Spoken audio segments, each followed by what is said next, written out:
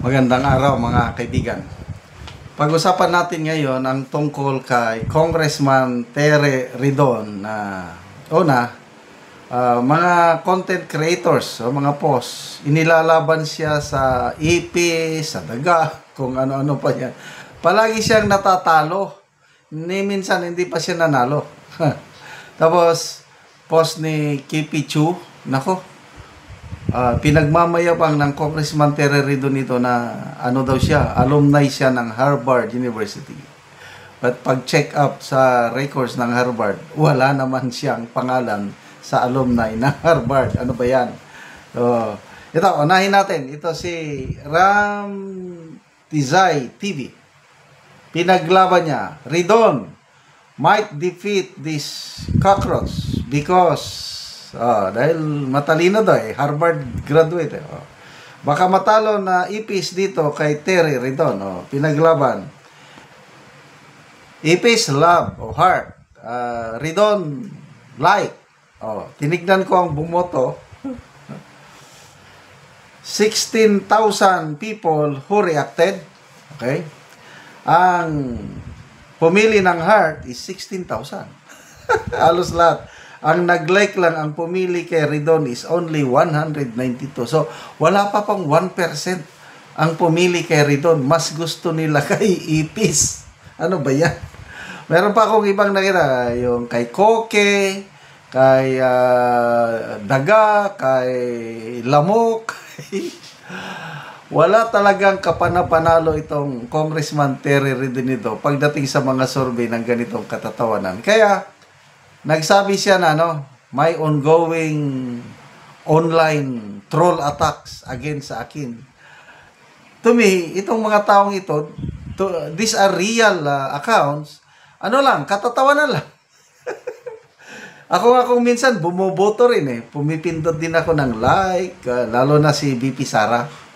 Pag inilalaban nila si BP Sara sa mga kung ano-ano, bumoboto talaga ako kay BP Sara para hindi siya matalo. And nakakatuwa po, wala pang nakatalo kay BP Sara. Kahit ano man dyan, ipis, daga. Ang palaging talo, ito si PBBM. Yan, talo yan. Sina General Torre, talo. Sina, Ridon, talo. Sina Congresswoman Dilima, sino pa? Shell Jokno. Percy Sendanya, talo sila. Si BP Sara lang ang walang makatalo ni isa. Ito. So, Dita San Agustin, ipis pa rin, defending champion. Koke's Leather, Koke versus Tere Ridon. Talo pa rin si Ridon sa Koke. Ipis na lang. Pareho naman, walang pagpipilian. Okay, punta naman tayo kay Kipi Chu. At saka dalawa sila ni Sasasot. Binibira nila itong si Congressman Tere Ridon dahil nilalagay niya sa kanyang post ata na matalino siya dahil graduate sa Harvard. Lumalabas yung kanyang kurso sa Harvard, parang GMP. General Management Program, ganun lang, na ang standard kasi ng Harvard, bago ka matanggap diyan is may entrance exam.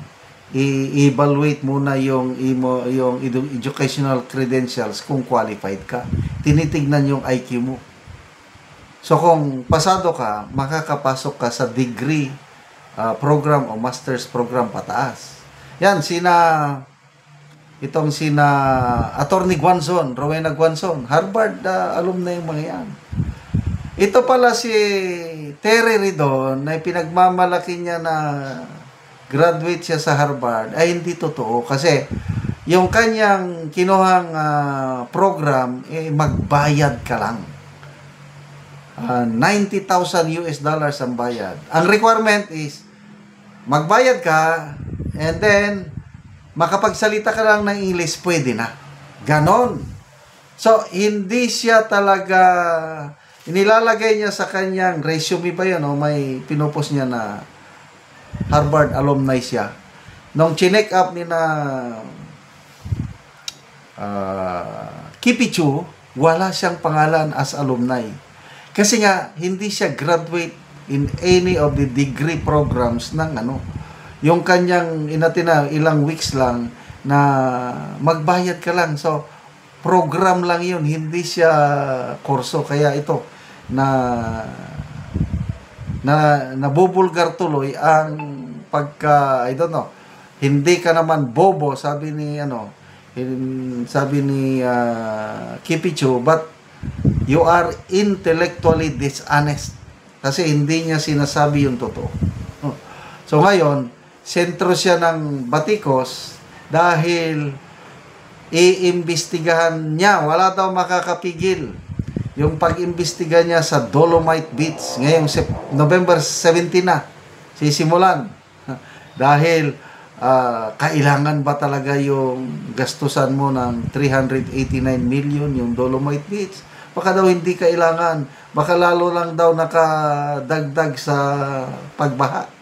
Kaya lang, ang reaksyon naman ng mga netizens, tinitignan ko, halos lahat ng netizens pabor na nagkaroon ng Dolomite Beach. Ito lang sila ngayon. Sinat Ridon at iba pang mga kasama niya sa Kongreso gusto nilang pasamain ang ating Tatay Digong, ipalabas na walang nagawang maganda Duterte administration. Ganyan, parang nung Quadcom, yan na naman.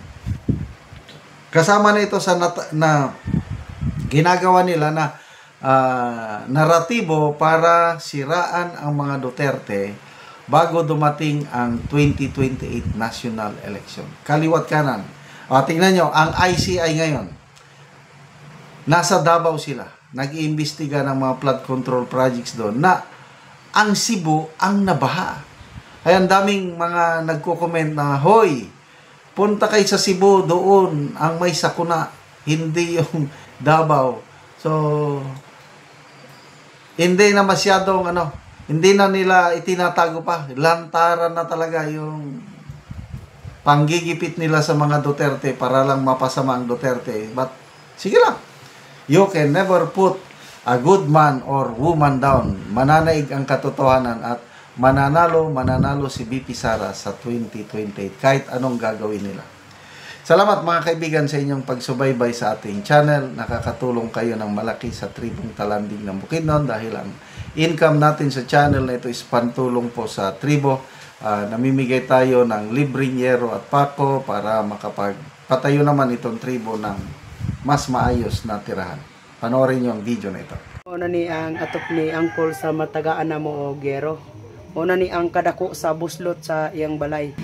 Mga dako na gid kayang buslot sa atop sa balay ni angkol. Ug karon at ako siyang gihatagan og gero. Kagihatagan ko sa among kuan.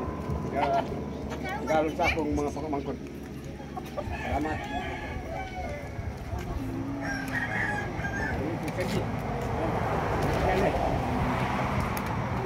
Salamat. Sa pasugyan ni. Ang gagawin sa Ginoo og nagtabang sa sin. Natagaan na gud ko kuan. Nagpasugyan ni nga nagatag sa sin. Oo. Salamat. Ug karon kol, pila na ni katuig ang imong balay? Kaping kung kulang 20 na katuig. 20 na katuig. Pila 20 katuig. Kapin na 20. Diog yun. Oo. So dugay na gyud. Basta akong mga siling nga nasayad man yapon gid ni. Oo. Salamat ko sa napasugyan ni. Apil na akong pagmangkon mo dala. Salamat. Pila na ang imong edad di karon kol? Si Tinta na akong inad. Si Tinta na ang imong edad. Ah. So pila imong anak kol? Kuan. Naman akong asawa pero ang akong asawang magulang pito isa ang kanguran. Sara. Ay, isara. Oo, so walay ga nakigpuyo lang sa imo nga imong anak karon kol. Naagyapon magluluon. Mm. Bahay. Wala sila mo luon sa ako. Ay, so nakigpuyo lang ang uban nimo nga mga anak sa imo. Pero ang personal nga nagpuyo din sa balay, akong asawa nga duha asawa pa makapanimala at pang akong tao kapag kami din pero magkahuot sa inyo kung mo ani ang akong mga bata. Sige, Col. Salamat kayo, Col.